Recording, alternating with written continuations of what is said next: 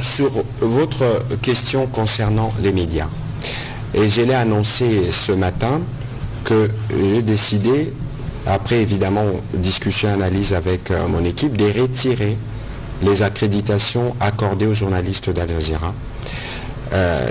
Parce que c'est tout simple. Comment voulez-vous comprendre qu'un média comme celui-là, qui a des journalistes régulièrement accrédités en République démocratique du Congo, puisse utiliser une chercheuse, une militante notoirement connue comme pro-rwandaise, qui n'est pas dans la liste de journalistes accrédités, qui va interroger le chef d'un mouvement terroriste sans avoir ni accréditation ni visa. N'est-ce pas méprisant? D'abord pour ces journalistes-là. Alors à quoi ça sert à cette chaîne d'avoir des journalistes accrédités localement lorsqu'il faut faire une interview, recourir à une chercheuse qui est militante? C'est une porte d'entrée de la manipulation et de l'intrusion. Nous leur avons écrit et nous attendrons, parce que sûrement à un moment ou à un autre ils réagiront, et en ce moment-là nous discuterons, parce que ça, c'est l'exemple de ce qu'il ne faut jamais faire, justement. C'est l'exemple de ce qu'il ne faut jamais faire, de donner la parole à des terroristes, c'est ce qui, pour nous, est assimilable à l'apologie du terrorisme, et c'est totalement inacceptable. Nous avons eu des discussions ce matin avec les correspondants de la presse internationale ici. Beaucoup ne le savent peut-être pas, j'aurais voulu que quelqu'un de RFI les dise ici. RFI ne donne pas la parole aux terroristes.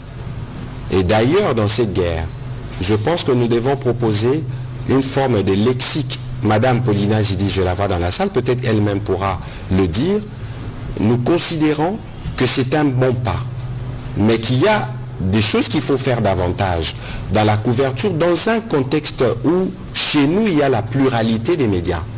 Et nous nous assurons que les médias puissent opérer librement. La preuve, nous sommes dans un exercice en direct avec la ministre d'État, ministre des Affaires étrangères et le porte-parole de l'armée. Donc nous sommes disposés à vous donner des éléments d'éclairage.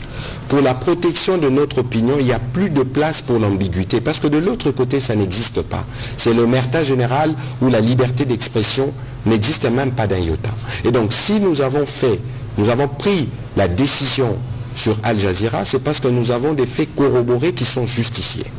Et personne ne va nous le reprocher.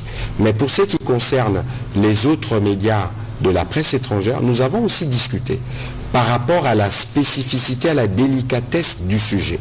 Le Congo, la RDC représente 60% du bassin d'audience de RFI, France 24 ou TV5.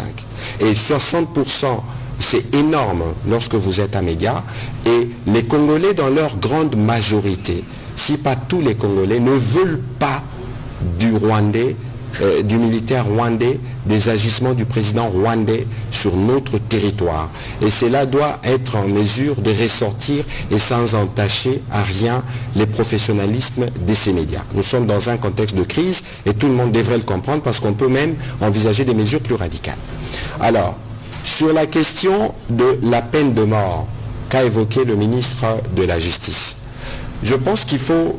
Vous connaissez le ministre de la Justice dans son style et dans sa fermeté. Je pense qu'ici, ce qu'il faut considérer, au-delà des commentaires que les uns et les autres peuvent s'autoriser, c'est une interpellation.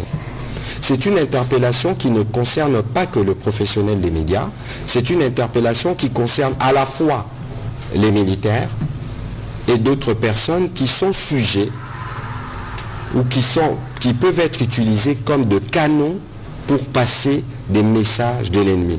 Nous avons l'obligation, nous, de protéger notre opinion sur ce qui peut la détruire, surtout par rapport à cette guerre qui nous endeuille, qui a fait des millions de déplacés. Nous devons en finir.